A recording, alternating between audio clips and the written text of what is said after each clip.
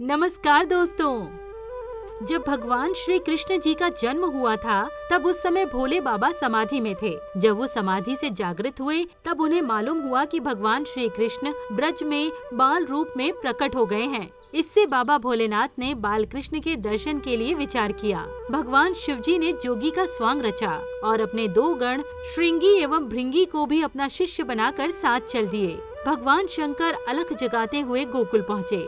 शिव जी नंद भवन के द्वार पर आकर खड़े हो गए।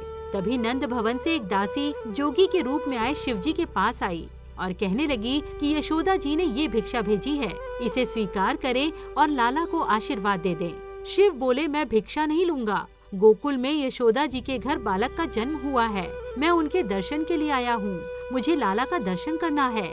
दासी भीतर जाकर यशोदा माता को सब बात बताती है। यशोदा जी को ये सुनकर बड़ा ही आश्चर्य हुआ।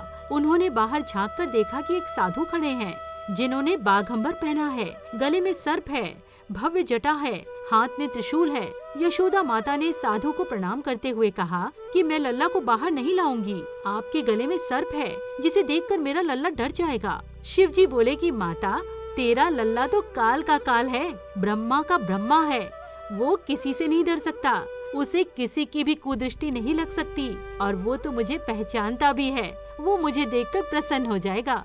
माँ, मैं लाला के दर्शन के बिना ना ही पानी पीऊंगा और ना ही यहाँ से जाऊंगा और यहीं आपके आंगन में ही समाधि लगाकर बैठ जाऊंगा।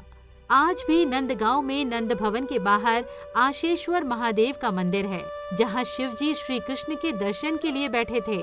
शिव जी ध्यान करते हुए तन्मय हुए, तब बाल कृष्ण लाला उनके हृदय में पधारे और बाल कृष्ण ने अपनी लीला करना शुरू की। बाल कृष्ण ने जोर जोर से रोना शुरू कर दिया। माता यशोदा ने उन्हें दूध पिलाया, झूला झुलाया, खिलौने आदि देकर चुप कराने की बहुत कोशिश की, परंतु लीलाधर चुप नहीं हुए। एक दासी ने कहा, माता, मुझे लगता है आंगन में जो साधु बैठे हैं उन्होंने ही लाला पर कोई मंत्र फेर दिया है। तब माता यशोदा ने शांडिल्य ऋषि को लाला की नजर उतारने के लिए बुलाया। शांडिल्य ऋषि समझ गए कि भगवान शंकर ही कृष्ण जी के बाल स्वरूप के दर्शन के लिए आए हैं। तब उन्होंने माता यशोदा से कहा, माता, आंगन में जो साधु बैठे हैं उनका लाला से जन्म जन्म का संबंध है, उन्हें लाला का दर्शन करवाइए। तब माता यशोदा ने लाला का सुंदर श्रृंगार कर बाल कृष्ण को पीताम्बर पहनाकर लाला को गले में बाघ के सुवर्ण जड़ित नाखून को पहनाया। फिर माता यशोदा ने शिव जी को भीतर बुलाया।